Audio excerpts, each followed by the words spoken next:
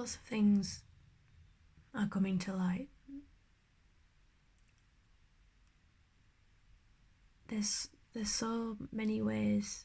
There's so many ways that I've been being and doing as a human being, as an artist, as a professional. There's so many ways I've been being and doing that aren't in my highest integrity, and I'm at a really cool point, a turning point. It's like a statement. It's a statement. This is a statement. This is a vision. A lot of the time, my time on the Slade, a lot of the questions I was asked, or a lot of the questions I was then asking, were around what is this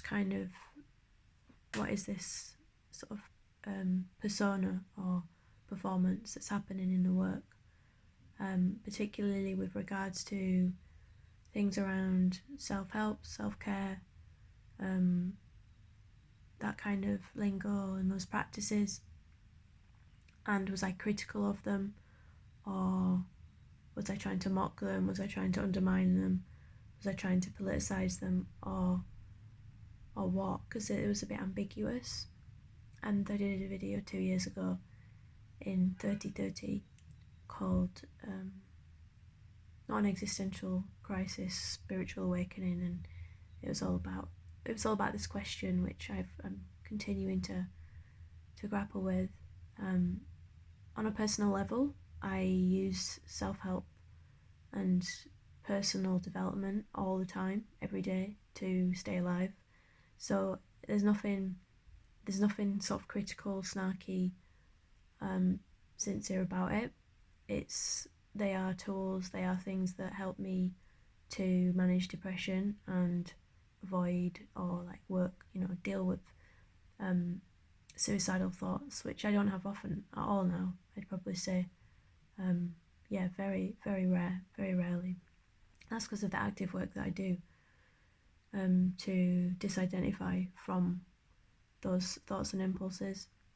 And I do actually think that the intellect, criticality, leads to, at least for me, a level of contempt and scorn and judging everything through the filter of sort of critical negativity, judgment. And I think all of those things are suicide risks. And I don't say that lightly. It's like when you think yourself into a hole and everything becomes like, you're pathologizing everything as a negative aspect of neoliberalism or whatever. All of this is the intellect. All of this is the intellect and the mind sort of trying to scorn and to dismiss the body and deny the body. And the body, much of the personal development world and wellness things are about connecting us to the body and unifying us, because ultimately it's our disconnection, our separation from that and from ourselves that is a result of trauma, uppercase T trauma, lowercase t trauma, in all aspects. It's a result of it, and that's the way we reclaim and reintegrate our our full power, our full life, our full self, by actually being able to access the body that we kind of cut off, which I've done here. I didn't even try to do that. This shadow is literally just like this in my room, right now. So everything's in alignment to make this the collective, the universe. Like this isn't an artistic decision. I spotted the opportunity. I spotted the frame and the beauty and the perfectness that was the universe just like put for me here. But I didn't, you know, it's not storyboarded. There's no script. And in terms of the art and the intellect, I'm going to be stratifying these things a little bit. So I'm going to be committing more intentionally, more sincerely to the healing practices around specifically sound, video, probably writing as well, but that's going to be happening more, just more with more integrity and honesty and passion and openness and compassion and love, in a way that has been stymied or stymied, however the fuck you pronounce it. I'm actually a pseudo intellectual. I'm not intellectual at all. I do love words though. I love life. On that note though, I literally haven't read, I don't read that much anymore. I read a bit, and the stuff that I read is usually the stuff I'm reading at the moment is like witchcrafting. It's about magic. I've read the Hoffman Process book because I'm doing the Hoffman Process.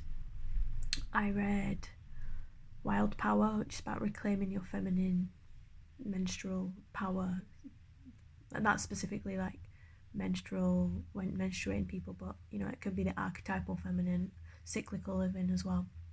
Again, reclaiming the body, not being overly intellectual. So, and I'm not embarrassed about it.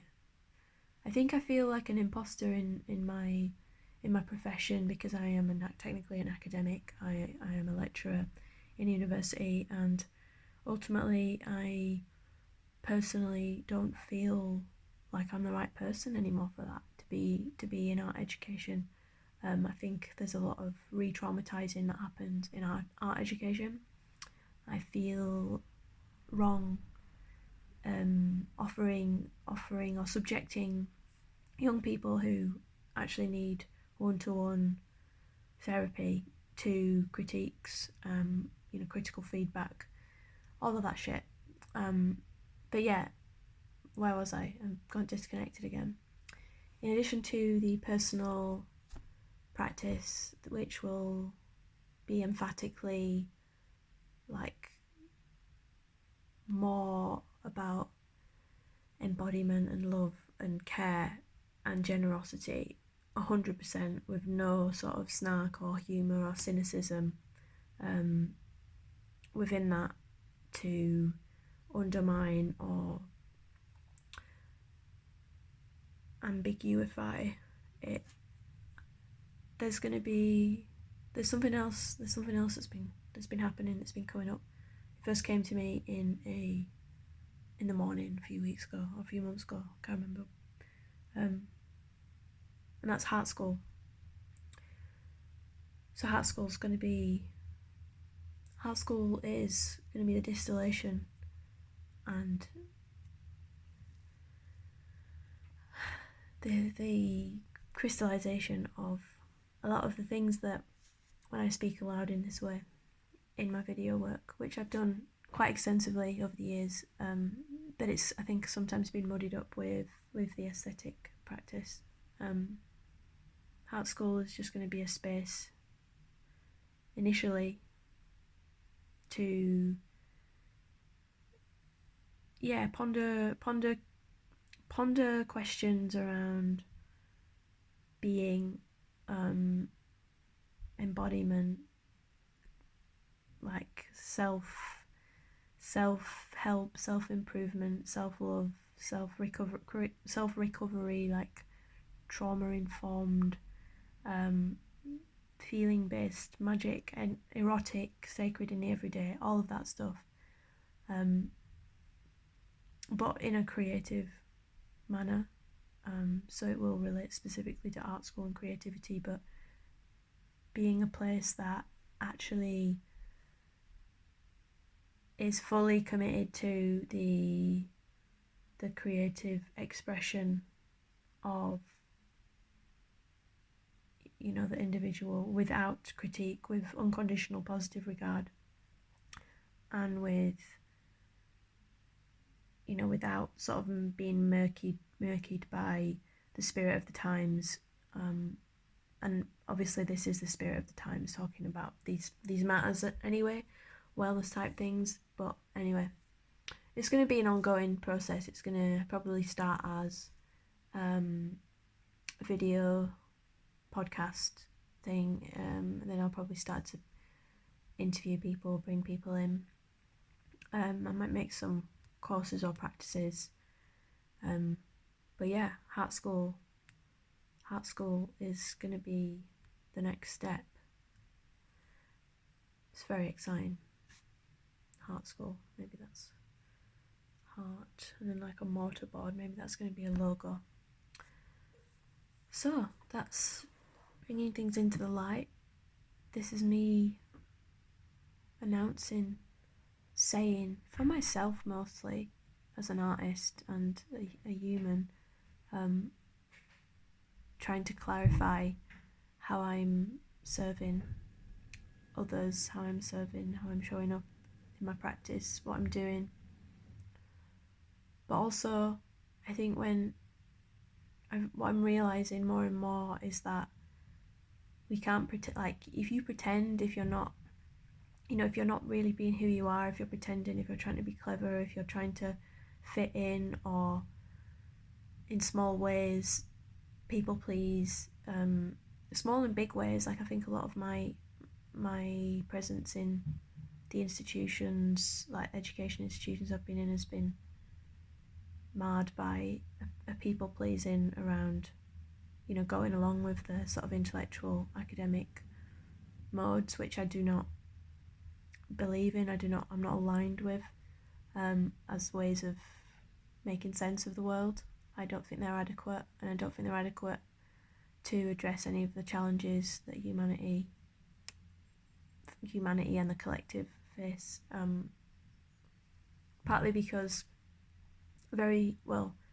so most of us are in some way cut off and imprisoned in the sort of intellect, and cut off from our heart space, cut off from our lower, our energetic center, our solar plexus, cut off from our sexual energy, and that's the trauma of separation or disconnection. But yeah, talking about it's not the answer. So my intentions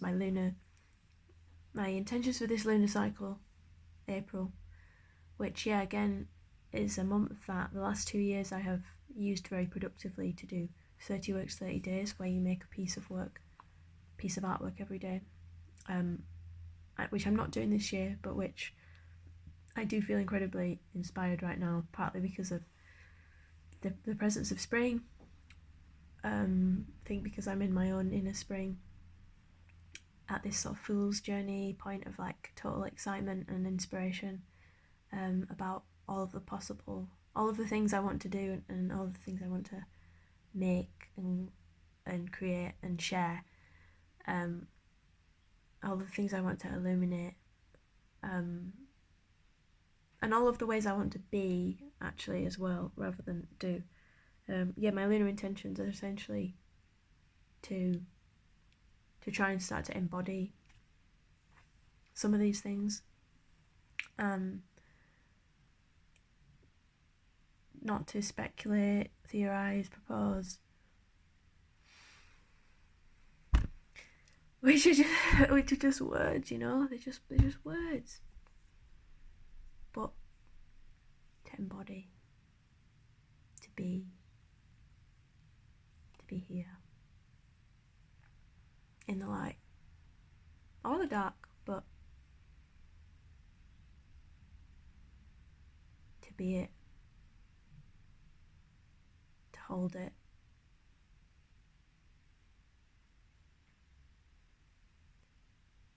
and to not hesitate to do that directly, to not always be trying in some small way to place a medium, place a barrier, place an object, place a medium between us.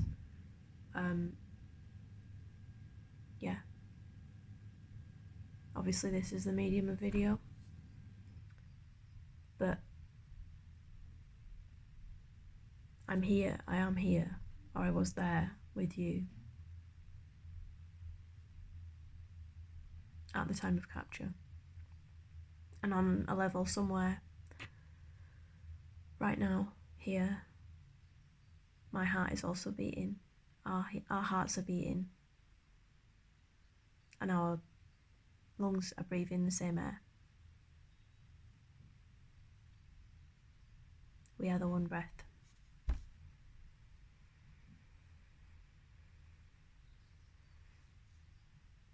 And I feel very glad to share that with you. So,